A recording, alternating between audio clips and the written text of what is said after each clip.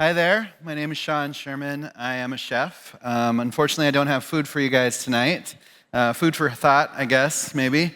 I'm here to talk about Native American food. I was born and raised in Pine Ridge in South Dakota, and our focus are on indigenous foods.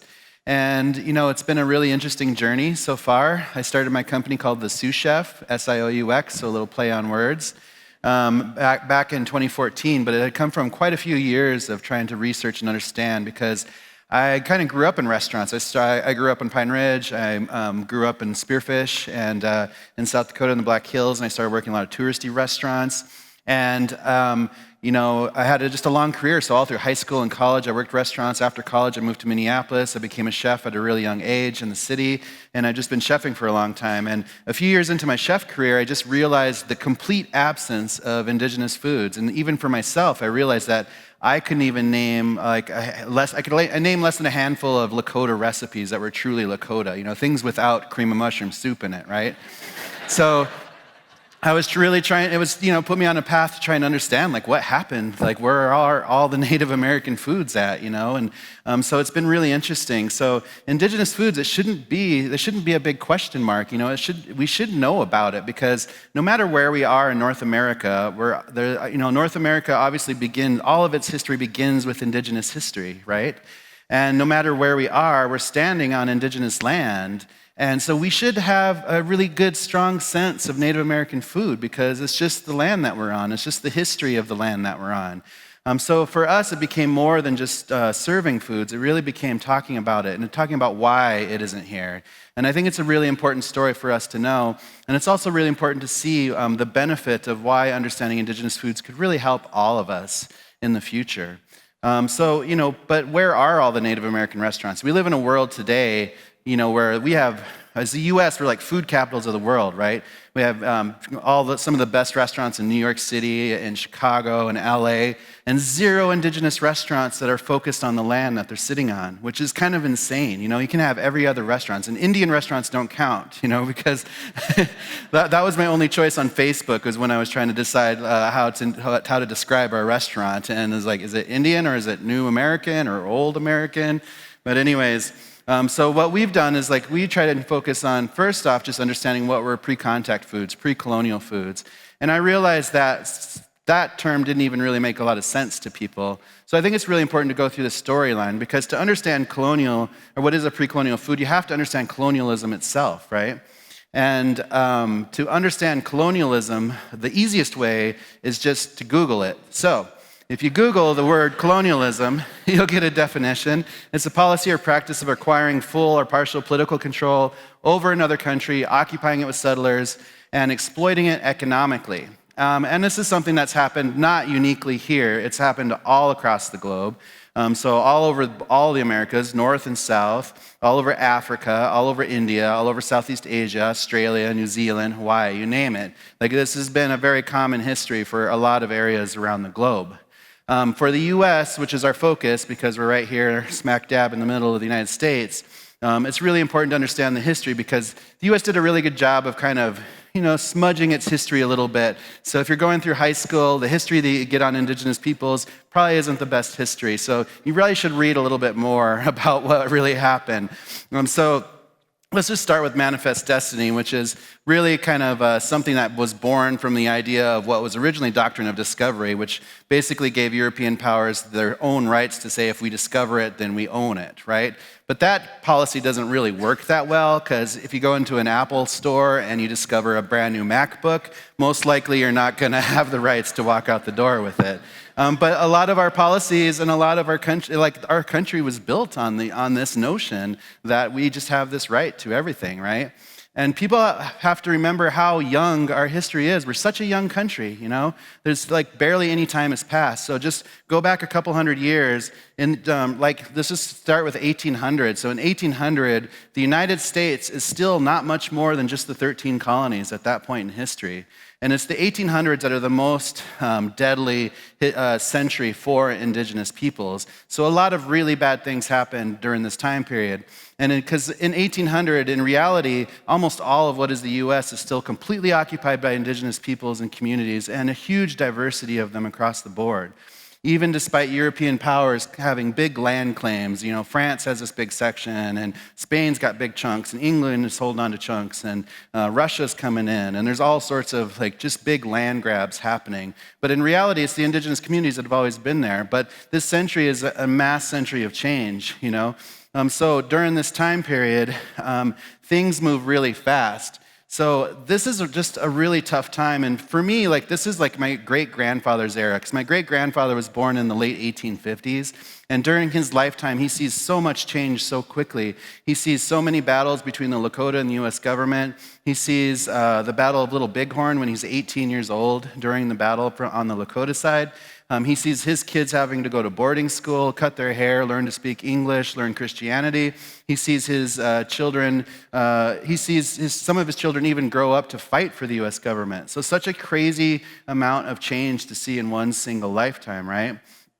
And during this time period, people are getting pushed around. At the beginning of that century, over 80% of that landmass was under indigenous control, and by the end of the century, less than 2% only because of the reservation systems.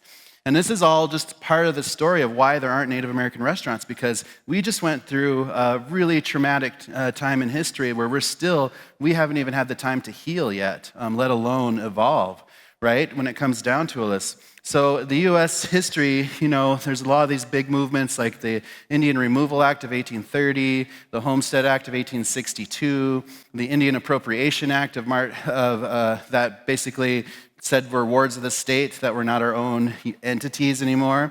The Dawes Act of 1887. And all these pieces were very focused, and the government was really, really good at what they did, And it all starts with taking our food away from us. So the loss of indigenous food is something that starts from the very beginning. George Washington, one of his very first things that he does is send General Sullivan out to push all the Native people outside of the U.S. He wanted them captured, he wanted them brought back, and they went on this march that lasts a single summer and does just that. So after a single summer, there's no more Native people in all of that New York area, from D.C. all the way up, basically. And they named George Washington the president. They gave the name for a U.S. president, Town Destroyer, which is still the name that they use today, because he just devastated a whole area. And this is the precedent that gets set for how the U.S. government treats the indigenous peoples throughout the next century, basically. So here, in our area, the very systematic destruction of bison, which they knew would hurt a lot of people, and it did. They killed, there was almost 1 billion animals out there, and by the end of the century, there was less than 500 on the planet, right? And it was very purposeful. So, but I think what's most damaging for us and why we don't have a lot of indigenous restaurants out there was the loss of our education. Because this whole generation, like my great-grandfather's generation and my grandfather's generation, especially, those generations should have been getting the full extent of indigenous education. They should have been learning everything their ancestors intended them to learn. How to fish, how to hunt, how to gather, how to identify plants, how to live sustainably utilizing plants and animals around us. But instead, we went through a really intense assimilation period where we basically, the boarding school systems stripped this whole generation of all that knowledge and education. And it became very traumatic because this was not a fun situation for these kids to go through. This was a military-style school, and they popped up all over the U.S., all over Canada. These kids being, again, forced to speak different languages, forced to learn new religions, forced to learn skills that had nothing to do with them. And being forced to is the situation. A lot of these kids perish. We shouldn't have to worry about sending kids to school to see if they'll survive or not. But this was a very harsh situation for kids to go through, and they went through physical abuse, they went through sexual abuse, they went through mental abuse, and we're still reeling from that in our communities today because of this direct link to the trauma that happened there. And being indigenous in the 1900s was much better. My grandparents were born before they were even citizens, which doesn't happen until 1924. And then in the 40s and 60s, U.S. government started dismantling a lot of tribes. So over 100 tribes got dismantled so they could continue to take over more land spaces. We couldn't vote until 1965. We couldn't celebrate religions until 78, So what does it look like for me growing up in this? I was born in the mid-70s, and growing up in post-colonial America, what kind of foods was I eating? And I get to ask that a lot because people in the media are always like, you're Native, like what kind of foods you grew up with? Because they want to hear a cool story, like, oh, I'd get up in the morning, take down an elk with a slingshot I made, would have a big family feast, you know? But that wasn't the reality, you know, because like I grew up with the commodity food program because we were poor like a lot of people on the reservation, and it's just the way it was. And we didn't even have the pretty cans when I was growing up. We just had, you know, these like black and white cans, just beef and juices, and that's dinner, you know, and that sucks. So, and Indian tacos, you know, like even when I was a kid, it's like, why does our Lakota food taste like Mexican food? You know, it didn't even make sense to me at the time. But like, because we could do better than this. There's so much more to learn and more to offer with indigenous foods. So I think it's really important to understand what indigenous foods are. But first you have to understand just like how diverse our nation is. Like we're so diverse. There's all sorts of plants and animals out there. And when you layer indigenous peoples on it, you can see so much amazing diversity, you know? This is a language map. So just look at all those huge color blocks. And within those color blocks, there's all sorts of diversity within those too, right? Still today, we have 634 tribes in Canada, 573 in the US, and 20% of Mexico identifies as indigenous. So there's an immense amount of indigeneity out there today, and we should be celebrating that diversity because it's awesome. You know, just compares colonial settler states to indigenous territories, and you can see that diversity. So it should change everywhere we go. You know, the US, the food system shouldn't just be hamburgers across the board, or in Canada, it shouldn't just be poutine. You know, we could do so much better describing our foods, right? And so we have to really focus on Indigenous education because it's important for us to learn. So when we're looking at Indigenous education, it's a study of all these pieces: wild food, permaculture, native agriculture, seed saving, seasonal lifestyles, ethno-oceanography, hunting, fishing, whole animal butchery, mycology, salt, sugar, fat productions, crafting, land stewardship, cooking, metallurgy, indigenous histories, traditional medicines, food preservation, fermentation, nutrition, health, spirituality, gender roles, sustainability. All of that stuff is really important education that we need to learn. You know, so let's just break down some foods real quick. Like proteins are easy. We learn about how natives were able to use every single part of a bison, right? But that's just because we didn't have the privilege to be wasteful. We figured out how to be resourceful with everything that we had, and we treated everything like that, right? But basically anything moving around is literally game, right? And we cut out beef, pork, and chicken because those animals didn't exist here, and there are other animals to eat out there that aren't those three. So there's just a ton of stuff out there, and you shouldn't be afraid of something if it's not a cow, a pig, or a chicken, you know? Because there's a lot of cool foods out there. And even insects, it's so normal in so many parts of the world, and it was normal here too.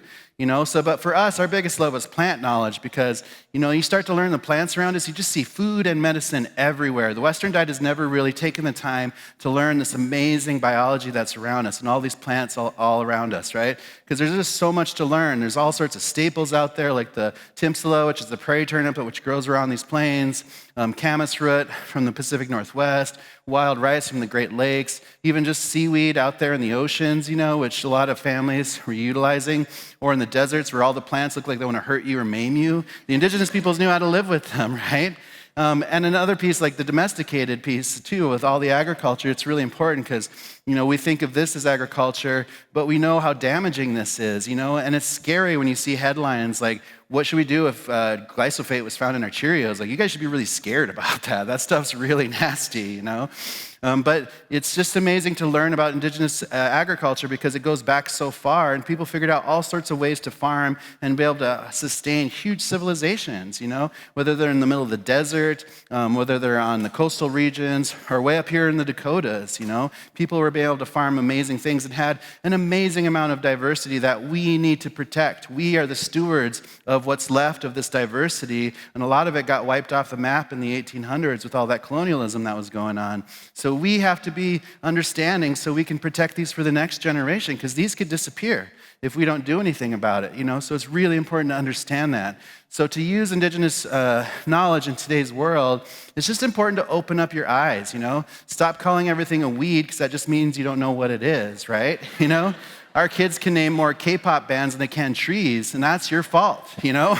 You need to teach them things that's important, right?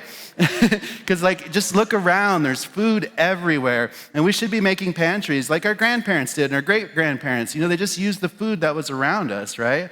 So we should just like be making our own pantries that taste like where we are, what makes us unique in our own region. And that's why we should have Native American food restaurants all over the nation run by indigenous peoples, right? there's so much to explore, there's so much flavor, there's so much health, and it's just super healthy, and it's fun for chefs to create and play with all these flavors. Chefs should be really excited about just getting to learn all of these plants that aren't in their diet because they're just going off of a French cookbook, right? And for us, we just want to get this food back into tribal communities especially, and make people healthy and happy, and break a lot of the cycle of government reliance on food and huge rates of type 2 diabetes and obesity and heart disease because of this low nutritional food base that the government's been feeding us for too long, and we just need to think about how we can adjust and make a better lifestyle. Like, we need to use our land spaces better, right? Lawns are fucking stupid, right? We need to really do something better. We could just be growing food out there. We could just be putting food plants everywhere. We need more community gardens, more permacultural landscapes. It's that easy. If we can grow 30 golf courses in Palm Springs in the middle of the desert, just think what we could do if we just did that for good and just put food everywhere, and organic food and food that wants to grow in that certain region.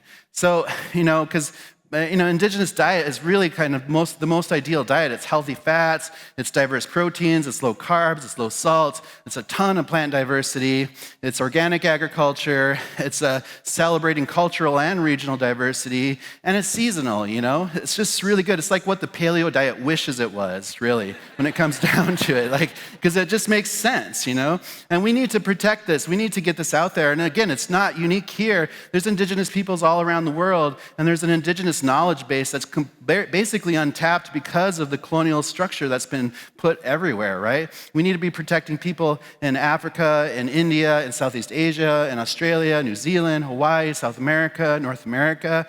We need to protect those. We need to be celebrating diversity instead of trying to build stupid walls to keep people out, right? We need to have, healthy food access, cultural food producers, regional food systems, local control of food systems, not governmental control, access to indigenous education, and environmental protections to protect a lot of this natural food that's around us. We need to be better connected to our nature around us and really truly understand how it's a symbiotic relationship. We're not above it, right? If we can control our food, we can control our future. And for us, it's an exciting time to be indigenous because we are taking all of these lessons from our ancestors that should have been passed down to us, relearning them, and utilizing the world today with everything it has to offer and becoming something different. We're at this stage where we're ready to evolve. This is an indigenous evolution and revolution at the same time. So I hope someday that you can drive across this nation, stop at indigenous-run food businesses, and then see this amazing amount of diversity out there. And just think about it,